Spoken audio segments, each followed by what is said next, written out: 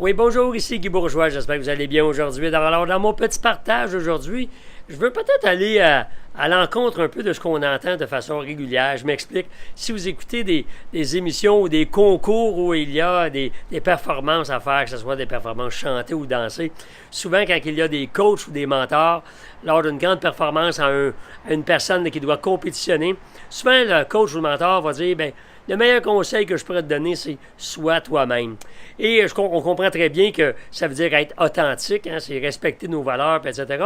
Mais le sois toi-même, c'est aussi un couteau à double tranchant. Je m'explique.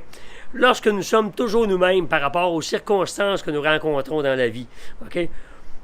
Une malchance, une mise à pied, un défi quelconque, une mauvaise nouvelle, ou par rapport à ce qu'on voudrait entreprendre, développer, aller plus loin.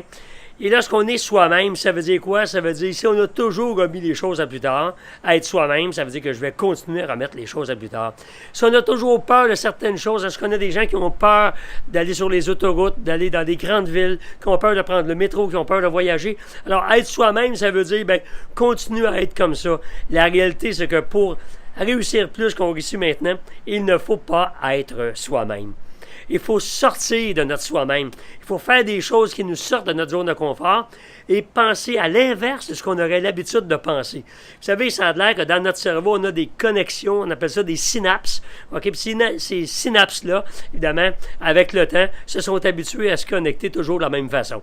Donc, vous arrivez avec telle circonstance, la synapse est habituée à se connecter de telle manière. Mais si vous la forcez à vous connecter d'une autre manière et réagir différemment à une situation que vous avez déjà vécue, là, la synapse va dire « Wow!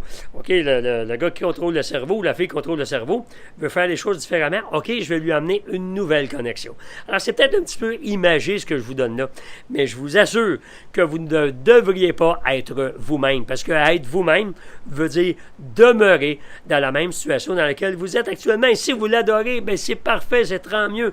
Mais si vous la remettez en question continuellement la situation dans laquelle vous êtes actuellement, bien, cessez d'être vous-même et passez à l'action. Alors voilà, si vous aimez ce que je dis, évidemment, au guybourgeois.com pour vous abonner à mon pep talk, me recevoir en conférence ou en formation et à vous abonner à ma chaîne YouTube. Alors, à bientôt, au revoir.